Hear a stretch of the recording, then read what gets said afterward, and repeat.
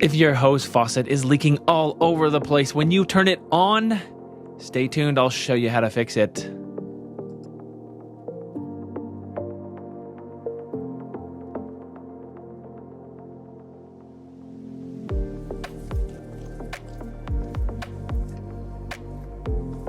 When you turn on your faucet, if you're having problems with water leaking all over the place, this is repairable.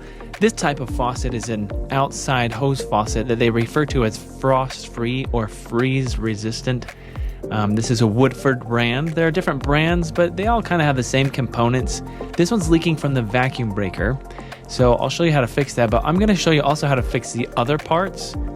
Here is a kit that I would recommend for the Woodford faucet. Now keep in mind that each manufacturer is going to have their own repair parts and kits. You wouldn't want to try to use this on one that's not a Woodford. But this Woodford kit, the RK17MH, is comprehensive. It has all these parts, all the moving, working, sealing pieces.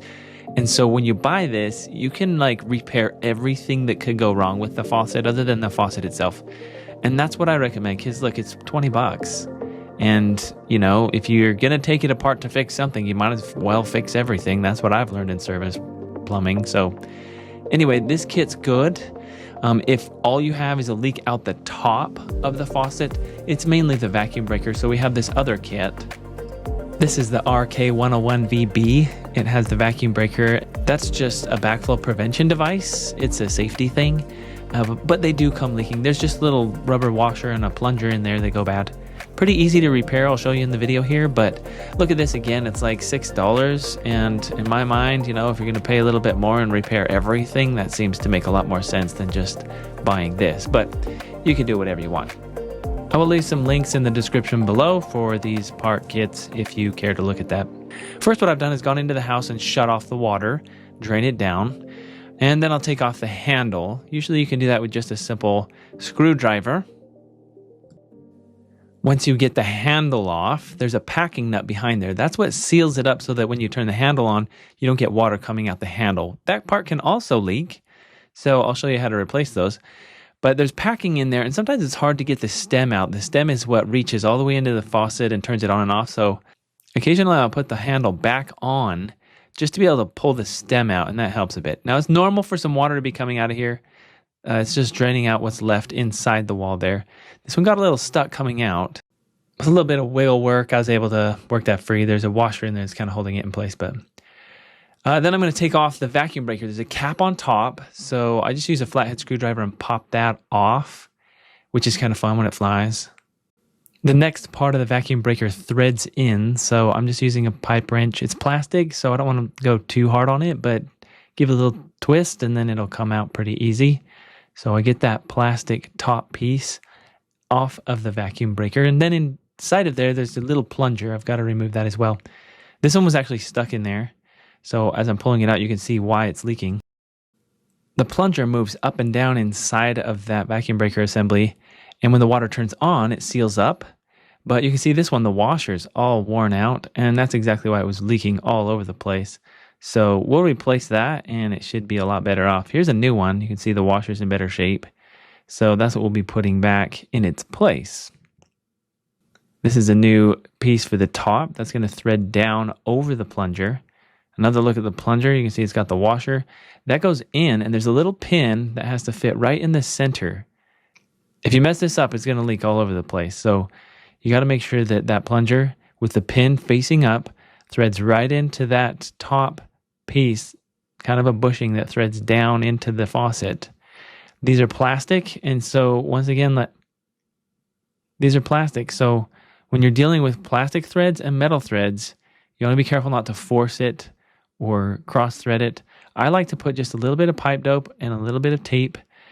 This is plastic going into metal, and I do this just to make sure it doesn't have any leaks. It's not going to be leaking as bad as it was if it leaks there, but it would be seeping water if that doesn't seal up all the way. So I like to give it a little bit of help. You don't need to go to town on it.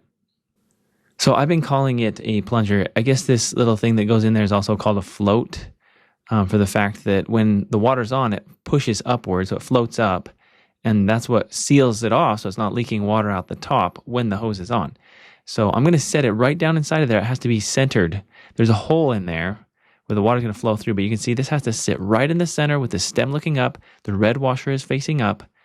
And it's got to be in that position when I start to tighten that upper bushing down onto it. There's a hole in the center of the bushing, and that stem or that pin coming up off the top of the float has to go right up in the center.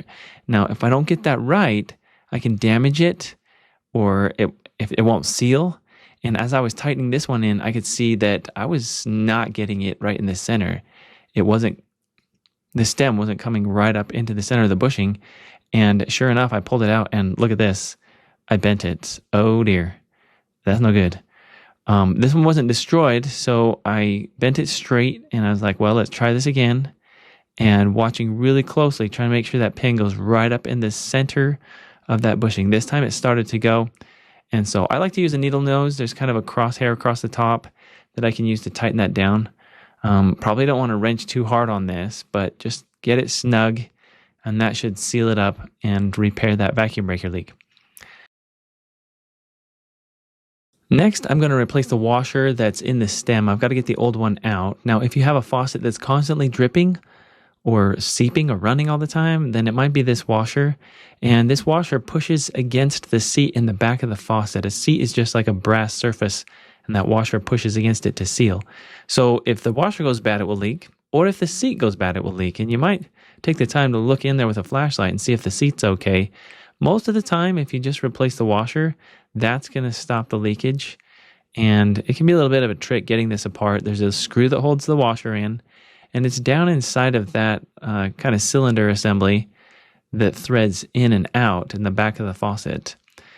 I struggled a bit to try and get that washer out. I'm reaching in from the side, and it's an awkward little insert there, but needle nose pliers, maybe a small screwdriver, you can help pry that out. You don't want to damage any of the brass. There's also a little rubber sleeve that goes off the back. It's kind of cone shaped. And again, I'm going to replace everything while I've got this torn apart. Might as well just clean everything up, make sure that all the seals are taken care of. This one just pries off, kind of fits into a little groove.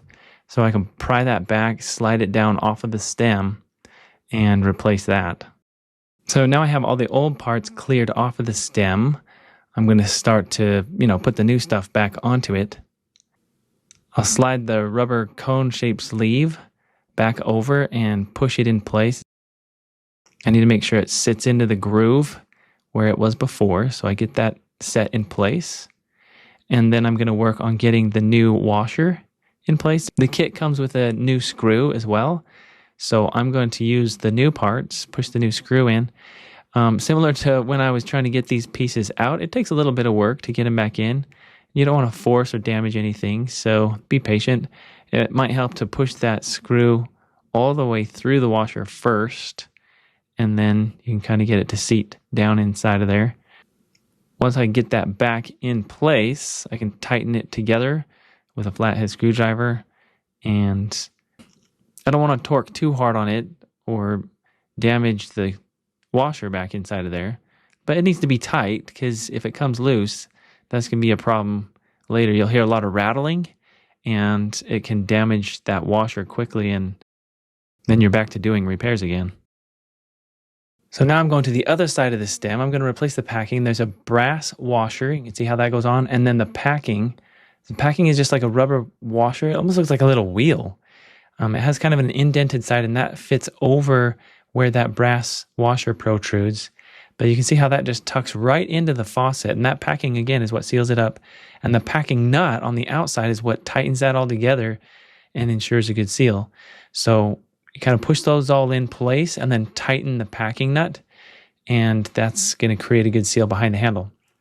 I like to loosely fit the handle and just make sure the stem is moving and doesn't jam up or have any problems that way. And then I finish tightening down the packing nut, and that should seal up that portion of the faucet.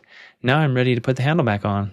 So I'll put the handle on, and then it just has that screw that holds it in place. It helps to tighten it, turn the faucet all the way off, so that as I'm tightening the handle on, the stem isn't spinning, it's tight against the back.